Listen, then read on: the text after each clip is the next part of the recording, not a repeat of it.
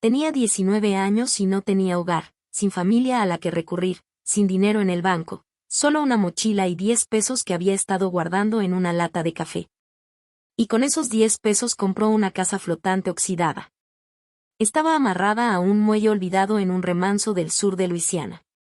El casco tenía fugas, las paredes de la cabina se estaban pudriendo. El dueño del puerto deportivo dijo que tendría suerte si se mantenía a flote durante un mes. Pero lo que nadie sabía era que, debajo de la cubierta de esa vieja casa flotante, había algo que cambiaría su vida para siempre. Estaba escondido en un compartimento que no se había abierto en más de 40 años. Antes de continuar, si historias como esta significan algo para ti, suscríbete y cuéntanos en los comentarios desde donde nos estás viendo. Nos encanta ver hasta dónde viajan estas historias. June Preset se había estado moviendo hacia el agua toda su vida sin saberlo. Nació en un pequeño pueblo en el centro de Mississippi. Era el tipo de lugar donde la masa de agua más cercana era un estanque de granja lodoso y el río más cercano estaba a 40 millas de distancia. Pero ella había estado dibujando barcos desde que tuvo edad para sostener un crayón. Su madre los guardaba en una carpeta en el cajón de la cocina. Barcos de crayón, barcos de marcador, bocetos a lápiz de barcos con mástiles torcidos y marineros de palitos. Para cuando tenía 9 años, la carpeta tenía 1 pulgada de grosor. Su madre murió cuando June tenía 11 años, aneurisma cerebral. Un martes estaba preparando la cena, para el jueves, se había ido. El padre de June, un hombre tranquilo llamado Cal, que trabajaba en mantenimiento en la escuela secundaria, hizo lo mejor que pudo. Esa era una frase que todos en el pueblo usaban sobre él, con una especie de resignación compasiva, hizo lo mejor que pudo. Se presentaba en los eventos escolares, le preparaba los almuerzos, nunca levantó la voz. Pero después de que su esposa murió, algo dentro de él se detuvo. No de una vez, sino gradualmente, de la misma manera que se apaga un fuego, brasa por brasa, hasta que lo que queda es gris y frío. Para cuando June tenía 17 años, su padre era un cascarón vacío. Todavía trabajaba en la escuela, todavía llegaba a casa, cenaba y veía las noticias, pero ya no era accesible. June le hablaba y él la oía, respondía con monosílabos. Miraba más allá de ella, a algo que solo él podía ver. Dejó de intentar comunicarse con él. Dolía menos detenerse que seguir fracasando. Consiguió un trabajo a los 16 años en una pequeña tienda de suministros marinos a las afueras de Jackson. Estaba a 1 hora de su pueblo. Tenía que tomar el autobús para llegar allí. La tienda vendía piezas de barcos, equipo de pesca, chalecos salvavidas, cuerdas, el tipo de cosas que olían a agua salada, aunque el agua salada más cercana estaba a 200 millas al sur. El dueño, un hombre mayor llamado Tad, que había sido nadador de rescate de la Guardia Costera en sus 20, se interesó en June. No porque sintiera lástima por ella, sino porque ella realmente quería aprender. Memorizó los catálogos de piezas. Aprendió la diferencia entre el epoxi marino y el epoxi normal. Aprendió que era una bocina, que hacía una bomba de achique, por qué la fibra de vidrio necesitaba una capa de gel. Aprendió que las sogas se llamaban cabos en un barco y que todo tenía un nombre específico, y que los nombres importaban, porque en una emergencia no tienes tiempo para señalar. Tad le enseñó cosas que su padre no podía enseñarle. Le enseñó a empalmar un cabo, a leer una tabla de mareas, a identificar un barco por el diseño de su casco. Le enseñó que un barco es un sistema, y un sistema puede repararse si entiendes cómo funciona. Y entender cómo funciona un sistema es la habilidad más útil que una persona puede tener, porque todo en la vida es un sistema: casas, coches, personas, el clima, el dinero. Si puedes ver el sistema, puedes arreglar el sistema. Si no puedes verlo, estás a su merced. June ahorró cada dólar que pudo de su sueldo en la tienda marina. Guardaba el dinero en una lata de café en el fondo de su armario, una vieja lata que todavía olía ligeramente a café molido, aunque la había limpiado. Para cuando tenía 18 años, tenía 80 pesos.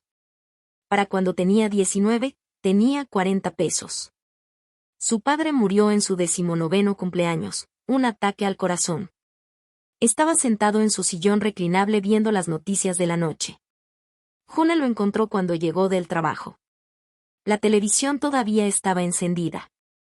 Parecía en paz, lo cual era algo extraño por lo que sentirse agradecida, pero lo sintió de todos modos. No había sufrido. Simplemente se había detenido, de la misma manera en que ella lo había visto detenerse durante 8 años, solo que ahora era definitivo. La casa no era suya. La habían alquilado a un hombre llamado Berkeley. Él era dueño de 3 casas en el pueblo y se las alquilaba a personas que pagaban a tiempo y no se quejaban. Después del funeral, Berkeley le dio a June 2 semanas. No fue cruel al respecto, dijo que tenía una hija que necesitaba la casa y que el alquiler estaba pagado hasta fin de mes. Y eso era lo mejor que podía hacer. June asintió. Se lo esperaba. Empacó las cosas de su padre en cajas para donar. Se quedó con su viejo suéter de lana para pescar y una fotografía enmarcada de su madre y él, de 1998. Metió el resto de su propia vida en una mochila y una bolsa de lona. La mañana en que terminó el contrato de alquiler, salió de la casa con sus bolsas y su lata de café. Se quedó en el porche mirando la puerta por un largo momento antes de cerrarla. El autobús a Jackson salía a las 9:15. El autobús de Jackson a Baton Rouge salía a las 11:40. June había estado pensando en Luisiana durante meses. Tad tenía un hermano que dirigía un taller de reparación marina en el Bayou, a las afueras de Houma. Tad le había dicho más de una vez que, si alguna vez quería aprender sobre barcos a fondo, su hermano le enseñaría. No había planeado aceptar su oferta. Pero, de pie en la estación de autobuses de Jackson, con todo lo que poseía en 2 bolsas y dinero en una lata de café, se dio cuenta de que no tenía ningún otro plan. Compró el billete. El viaje hacia el sur fue largo. Mississippi se convirtió en Luisiana a medida que la tierra se aplanaba y el aire se volvía denso y húmedo. Los árboles cambiaron.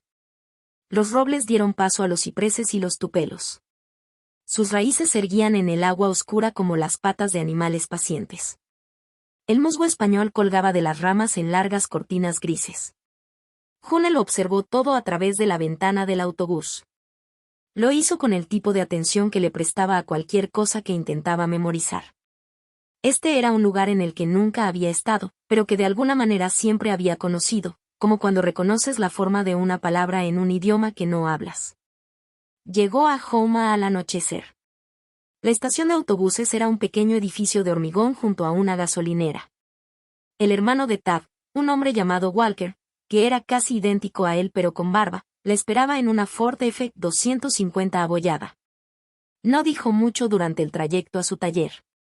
Conducía con una mano en el volante y un codo por la ventana. Dejó que el aire cálido y húmedo de la tarde hiciera la mayor parte de la conversación. El taller estaba en un remanso, a unas 10 millas de la ciudad. Era un edificio de madera de lados abiertos, con un techo de metal corrugado. Tenía un pequeño muelle que se extendía hacia el agua oscura. Un puñado de barcos estaban amarrados a lo largo del muelle, una lancha de pesca, un crucero de cabina con los costados manchados de algas, un bote de aluminio, y, al final del muelle, ligeramente inclinado a babor, había una vieja casa flotante. Walker la señaló. Eso es lo que quería mostrarte. El lugar del viejo Tilden. Murió el año pasado sin familia. Tad dijo que podrías estar buscando algo. June caminó por el muelle para verla. La casa flotante medía unos 30 pies de largo. El casco era de acero, originalmente pintado de blanco, ahora mayormente oxidado con parches de metal desnudo. La cabina se asentaba sobre el casco, una estructura de madera de techo plano, con pintura turquesa desconchada. 2 pequeñas ventanas recorrían cada lado. Una puerta de madera desgastada daba al muelle. Un viejo salvavidas colgaba torcido de la barandilla, la cuerda podrida, pero aún unida. Todo el conjunto se asentaba bajo en el agua, lastrado por lo que fuera que hubiera dentro y por el agua que se había filtrado por el casco a lo largo de los años. Pero ella podía ver las líneas. Podía ver lo que el barco había sido. El casco era de acero, lo que significaba que podía ser parcheado, lijado, pintado. La cabina era de madera, lo que significaba que podía ser reemplazada tabla por tabla si era necesario. La forma era buena, baja y estable, diseñada para aguas lentas, para flotar, no para correr.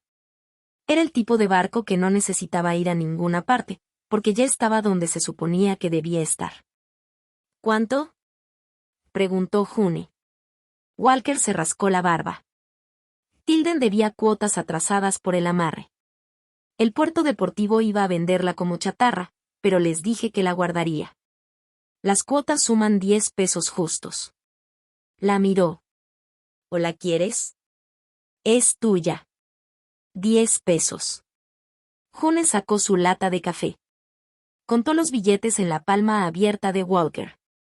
Él miró el dinero, luego a ella, y asintió lentamente. ¿Sabes calafatear una junta? Preguntó. Sí. ¿Sabes mezclar epoxi marino? Sí. ¿Qué haces si encuentras una brecha en el casco bajo la línea de flotación? June respondió sin dudar.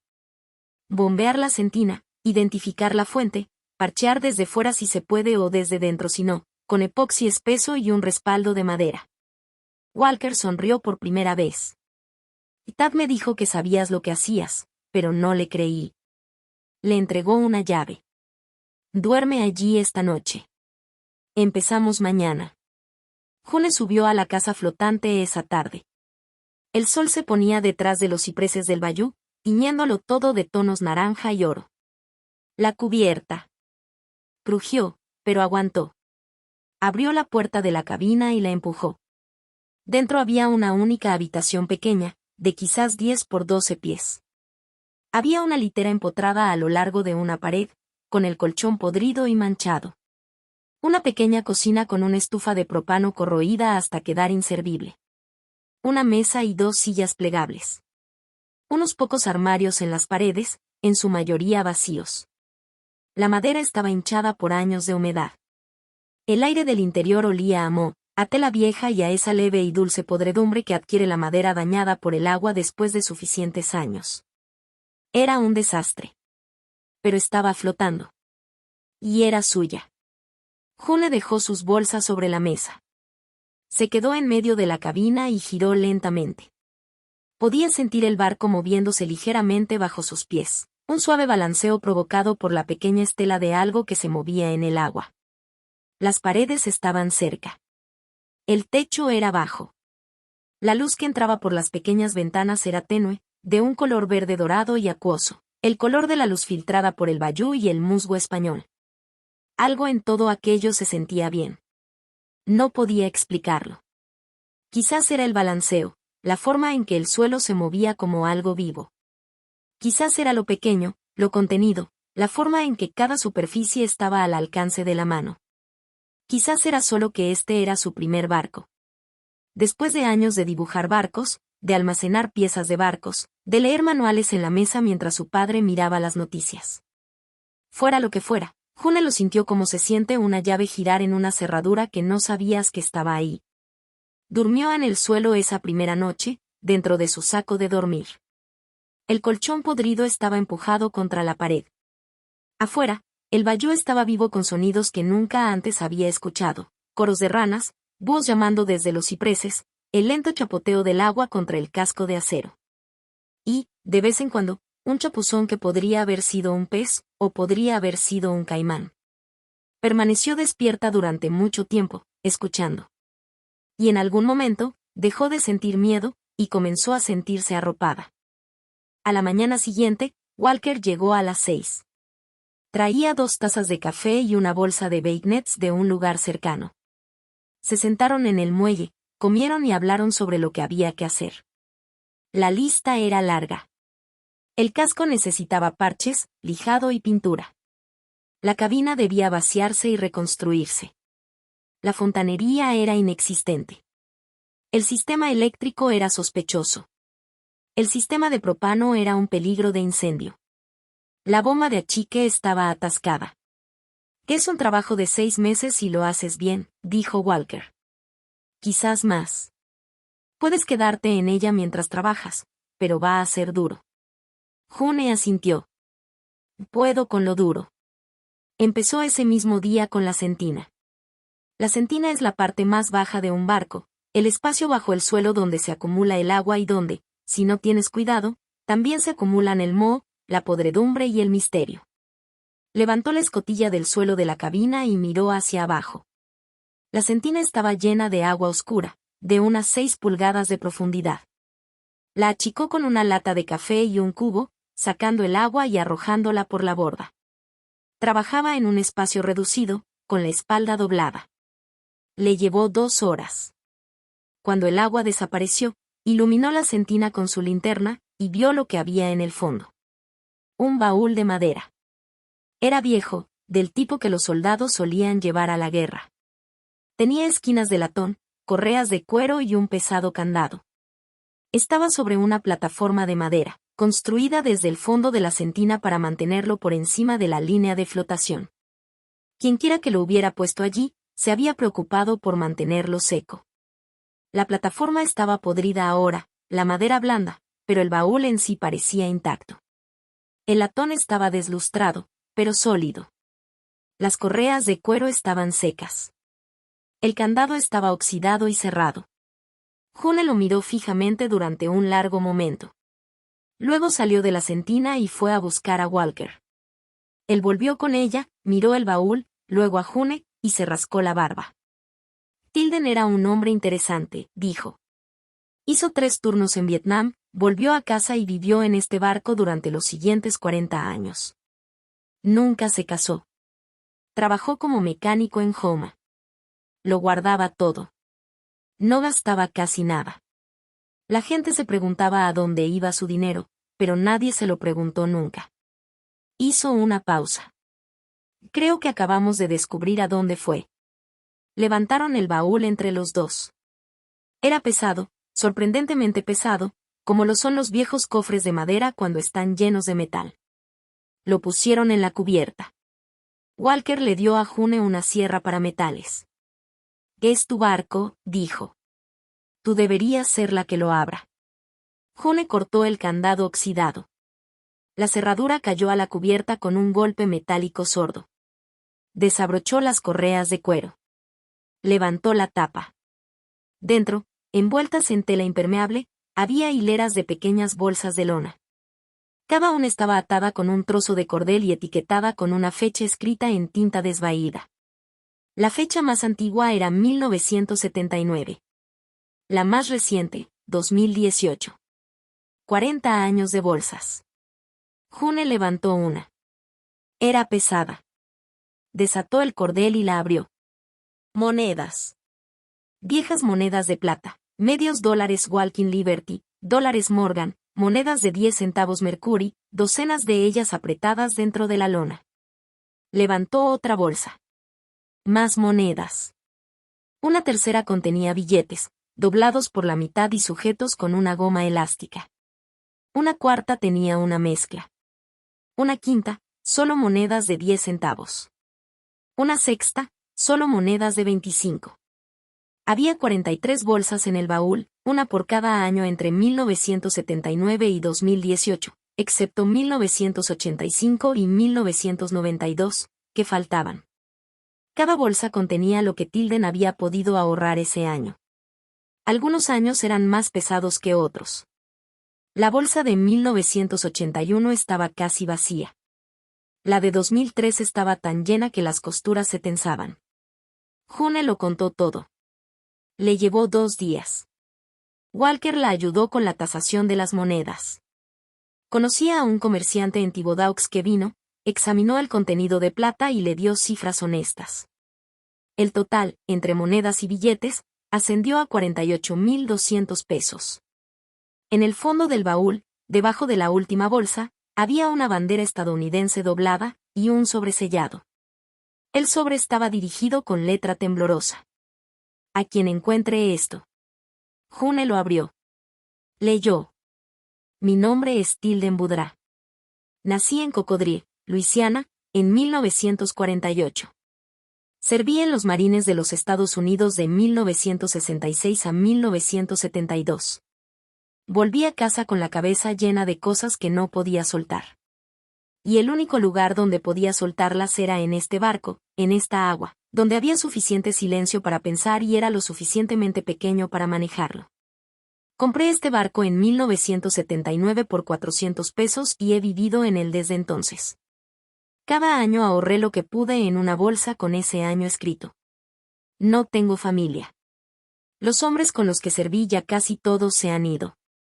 No hay nadie a quien dejarle esto, así que se lo dejo a quien lo encuentre. Si encontraste este baúl, viniste a mi barco por una razón. Quizás necesitabas un lugar donde estar. Quizás intentabas construir algo. Quizás simplemente estabas perdido. Yo fui todas esas cosas una vez. Espero que esto ayude. El barco es bueno. Me ha llevado muy lejos sin moverse nunca de su amarre. Algunos barcos son así.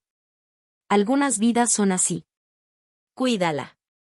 Tilden Budrá. Mayo de 2018. June leyó la carta 2 veces. Luego la dobló con cuidado y la volvió a meter en el sobre. Se sentó en la cubierta de la casa flotante mientras el sol de la mañana salía sobre el bayú, y los cipreses proyectaban largas sombras sobre el agua. No lloró. Pero tenía un nudo en la garganta. Pensó en su madre. En su padre. En Tilden Budrá. En todos los que había amado y perdido. Y comprendió algo por primera vez en su vida. Estar perdido y ser encontrado no eran opuestos. Eran la misma cosa, solo en momentos diferentes. Walker la ayudó a abrir una cuenta bancaria en Houma. Al día siguiente la llevó en la F-250 y esperó en el estacionamiento mientras ella entraba con las bolsas de lona dentro de un saco de papel de supermercado. La cajera, una joven de la edad de June, echó un vistazo al contenido y llamó al gerente. La gerente, una mujer cajún de unos 50 años llamada Therese, miró a June con atención y le pidió que se explicara. June le mostró la carta de Tilden. Therese la leyó lentamente, su dedo recorriendo cada línea. Luego se la devolvió y dijo: «Cuida ese barco, querida». Tilden era un buen hombre. June usó parte del dinero para hacer el trabajo bien. Reconstruyó la casa flotante durante los siguientes 8 meses. Trabajó junto a Walker en su taller, aprendiendo todo lo que pudo sobre reparación de cascos, carpintería marina y sistemas eléctricos. El casco fue lo primero. Sacaron el barco del agua usando un sistema de cabrestante que Walker había construido años atrás. Lo deslizaron lentamente sobre un conjunto de pesados bloques de madera en el patio detrás del taller. Fuera del agua, la casa flotante se veía aún peor de lo que June había esperado. El casco estaba picado de óxido a lo largo de toda la línea de flotación. Y debajo de esa línea, había 2 lugares donde el acero había sido parcheado décadas atrás, con láminas de metal atornilladas. Quien lo había hecho un trabajo rápido. Los parches todavía aguantaban, pero apenas. June lijó todo el casco hasta dejar el metal desnudo, trabajando con una lijadora eléctrica, hora tras hora. Sus brazos temblaban al final de cada día. El trabajo era ruidoso y sucio. Sus oídos zumbaban por la noche, incluso con tapones de espuma. Y le dolían tanto los hombros que apenas podía levantarlos por encima de la cabeza cuando se metía en su saco de dormir. Pero siguió adelante. Día a día, el óxido desaparecía y el acero desnudo aparecía debajo. Era de un plateado opaco por la mañana, que se calentaba hasta volverse bronce bajo el sol de la tarde. Al final de la segunda semana, el casco estaba limpio. Luego eliminó las manchas de óxido con un cepillo de alambre. Las trató con ácido fosfórico para convertir cualquier resto en fosfato de hierro inerte. Aplicó epoxi marino en las secciones más dañadas, reconstruyendo el metal con resina espesada, capa por capa. Walker le mostró cómo difuminar los bordes para que los parches se integraran con el acero circundante. Le enseñó a mezclar el epoxi hasta la consistencia correcta, ni muy líquido, ni muy espeso. Como mantequilla de maní con mermelada, decía. Hasta que se quede donde lo pones. June empezó por la proa, que era la peor parte. Cuando lo hizo bien ahí, hizo el resto igual. Selló todo con 2 capas de imprimación epoxi, blanca, gris y densa, del tipo que se adhiere al acero como la piel. Luego aplicó 3 capas de esmalte marino de un azul oscuro y profundo, que, según Walker, le recordaba al Golfo a medianoche. El color lo consiguió en una tienda de suministros marinos en Houma. El hombre que atendía llevaba 30 años mezclando pinturas. Miró a June y dijo: «Sé exactamente qué color quieres.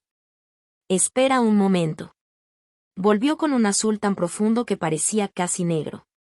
Cuando June pintó la primera franja sobre el casco desnudo y dio un paso atrás, supo que tenía razón. Era el color del agua por la noche. El color del sueño sin sueños. El color de la seguridad. Cuando el casco estuvo terminado, parecía un barco diferente. Parecía un barco que quería vivir. Walker se paró a su lado el día que terminaron la tercera capa. «Y llevo 35 años trabajando en barcos», dijo, «y nunca he visto un primer trabajo de casco tan bueno». No dijo nada más. No hacía falta. La cabina fue lo siguiente. June la desmontó hasta dejar solo la estructura de acero. Sacó las paredes podridas en pedazos, arrancó el cableado corroído, quitó la estufa de propano con una llave inglesa y muchas palabrotas. Llenó bolsas de basura con aislamiento enmohecido, tela vieja y restos de años de abandono. Cuando la cabina quedó vacía, la estructura desnuda se expuso bajo el sol del bayou, y por primera vez pudo ver los huesos del barco. Reconstruyó las paredes con contrachapado marino y revestimiento de cedro. Aisló entre los montantes con espuma de celda cerrada. Añadió ventanas nuevas, más grandes, para llenar la cabina de luz. Reconstruyó el techo con material resistente y colocó un pequeño tragaluz en el centro, para que un rayo de sol cayera directamente sobre la mesa que planeaba construir. Instaló una nueva estufa de propano, esta vez correctamente ventilada, con regulador, válvula de cierre y detector de monóxido de carbono. Reemplazó todo el cableado con material de grado marino, codificado por colores, como le habían enseñado. Añadió un panel solar en el techo, conectado a un banco de baterías en un compartimento sellado. Instaló un tanque de agua dulce, una bomba manual y un pequeño inodoro de compostaje en una esquina. Construyó muebles con cedro y pino, un banco con almacenamiento, una mesa abatible, una cama en la proa con cajones debajo. Añadió estanterías en cada espacio disponible. Iba a llenar ese barco de libros. Manuales de ingeniería marina. Guías del bayou. Novelas que hablaban del mar. Conservó el baúl de Tilden.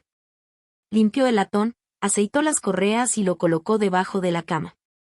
Dentro guardó la bandera doblada, la carta, y la bolsa de 1979. Estaba vacía ahora, pero le gustaba tenerla ahí. Un recordatorio de donde había empezado todo. Al octavo mes, la casa flotante era algo extraordinario. Desde fuera parecía otra embarcación, casco azul profundo, cabina de cedro, detalles nuevos brillando al sol. Pero los huesos eran los mismos. Seguía siendo el barco de Tilden. June no lo había cambiado. Lo había devuelto a la vida. La gente del bayou empezó a conocerla. Walker la presentó a pescadores, camaroneros y guías de pantano que pasaban por el taller. Al principio sentían curiosidad, luego se volvieron amigables, y después, naturales, de la manera en que la gente es cuando decide que perteneces. El bayou tenía su propio ritmo y sus propias reglas. No te daban la bienvenida por ser ruidoso o hacer preguntas. Te la ganabas apareciendo todos los días, haciendo tu trabajo y sin armar escándalo. June era buena en eso. Una mujer llamada Adelaide, que dirigía un pequeño restaurante cajún en el pueblo, empezó a llevarle gumbo en frascos de vidrio todos los viernes. Llegaba en una camioneta con una nevera en la parte de atrás, le entregaba un frasco caliente y se negaba a aceptar dinero. «Cómete eso esta noche, querida», decía. «Necesitas comida de verdad». Adelaide había sido amiga de Tilden. June lo entendió sin preguntar.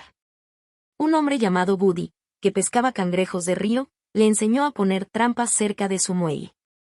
Le mostró cómo cebarlas, dónde colocarlas y cómo revisarlas al amanecer. En poco tiempo, June tenía su propio suministro de comida. Cocinaba en su estufa, comía en la cubierta y veía salir el sol entre los cipreses. Un capitán retirado llamado Pelam, que había conocido a Tilden desde joven, fue a verla una tarde. Se quedó mirando el barco durante un largo rato. «Y él estaría feliz», dijo finalmente. Siempre decía que este barco tenía más de lo que la gente veía. Pelham volvió varias veces. A veces hablaba, a veces no. Le contó historias de Tilden, de la guerra, de la mujer que perdió, del perro que vivió con él durante años. June escuchaba todo. Guardaba algunas de esas historias en un pequeño cuaderno, junto a la carta y la bolsa vacía. Sentía que estaba armando el retrato de alguien que nunca conoció, pero que, de alguna forma, le había dejado algo más que dinero. Le había dejado dirección. Con el tiempo, June empezó a trabajar en el taller de Walker. Al principio, a cambio del amarre y el uso del espacio. Después, como parte del equipo. Aprendió rápido. En un año, ya reconstruía motores fuera de borda por su cuenta. Diagnosticaba fallas, reparaba sistemas eléctricos, seguía cables con un multímetro como si leyera un mapa. Los clientes empezaron a pedirla por su nombre. La chica del taller sabe lo que hace. Una tarde, sentada en la cubierta de su casa flotante, June vio ponerse el sol sobre el bayou. El agua estaba quieta, como un espejo. El cielo se reflejaba de tal forma que parecía que el barco flotaba en el aire. Una garza permanecía inmóvil cerca de la orilla. June la observó. Y la garza la observó a ella. Se quedaron así un rato, en silencio. Pensó en Tilden. Un hombre que volvió de la guerra, compró un barco por 400 pesos y vivió en él durante 40 años. Un hombre que guardó monedas y billetes año tras año, construyendo algo en silencio. Un hombre que no tenía a quien dejarle nada, y aún así dejó algo para alguien. Pensó en su padre. En cómo se fue apagando poco a poco. En su madre, que guardaba sus dibujos de barcos sin saber lo importantes que eran. Pensó en todo lo que había perdido. Y en todo lo que había encontrado.